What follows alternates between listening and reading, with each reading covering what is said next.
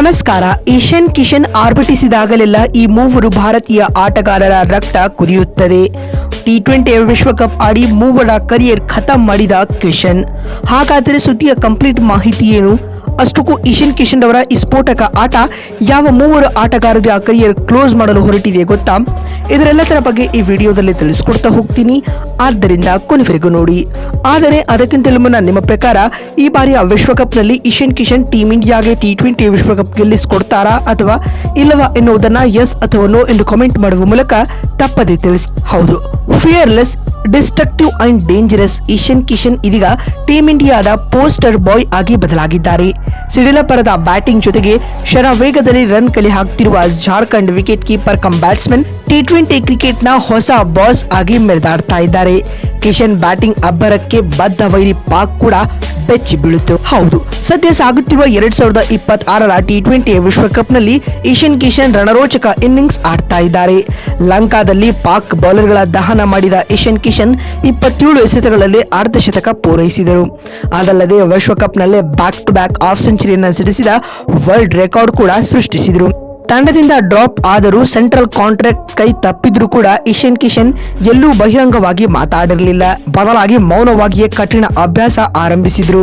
Fitness ಬಗ್ಗೆ ಹೆಚ್ಚು ಗಮನ ನೀಡಿದ್ರು.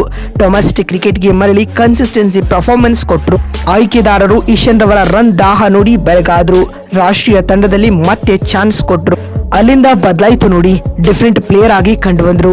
ಕಿಶನ್ ಬ್ಯಾಟಿಂಗ್ ನಲ್ಲಿ ಬದಲಾವಣೆ ಇತ್ತು, ಜವಾಬ್ದಾರಿ ಎದ್ದು ಕಾಣ್ತಿತ್ತು, ಬ್ಯಾಲೆನ್ಸ್ ಅಗ್ರೆಷನ್ ಇತ್ತು. ಹೊಸ ಆಟಗಾರನಂತೆ ಕಂಡ ಕಿಶನ್ ಕೇವಲ ಈ ವರ್ಷ 7 ಟಿ20 ಪಂದ್ಯಗಳನ್ನ ಆಡಿದ್ರು. ಅದರಲ್ಲಿ 1 ಸೆಂಚುರಿ, 3 ಅರ್ಧಶತಕಗಳನ್ನ ಸಿಡಿಸಿ ಮಾಸ್ಟರ್ ಕ್ಲಾಸ್ ಬ್ಯಾಟಿಂಗ್ಗೆ ಎಕ್ಸಾಂಪಲ್ ಆದ್ರು. 27 ವರ್ಷದ talented cricketer Ishan Kishan power play ಹೀಗೆ ಮುಂದುವರಿಯಲಿ, ಟೀಮ್ ಇಂಡಿಯಾ ಹೆಚ್ಚು ಪಂದ್ಯಗಳನ್ನ ಗೆಲ್ಲಿಸಿಕೊಡಲಿ ಎನ್ನುವುದು ಕ್ರಿಕೆಟ್ ಅಭಿಮಾನಿಗಳ ಆಶಯ. ಆದ್ಯಾಗೂ ಈಶನ್ ರವರ ಈ ಡಿಸ್ಟ್ರಕ್ಟಿವ್ ಆಟ ಮೂವರ ಕರಿಯರ್ಗೆ ಮುಳುವಾಗಿದೆ ಸ್ನೇಹಿತರೆ.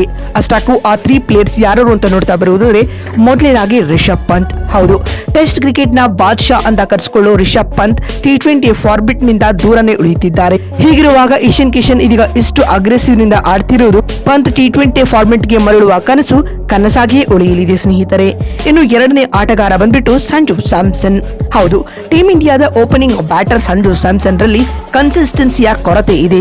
ಇದೀಗ ಈಶನ್ ಕಿಶನ್ ಆಡ್ತಿರುವ ಆಟ ಸಂಜು ಸ್ಯಾಮ್ಸನ್ ಅವರ ಕರಿಯರ್ಗೂ ಕೂಡ ಮುಳುವಾಗಲಿದೆ ಸ್ನೇಹಿತರೆ.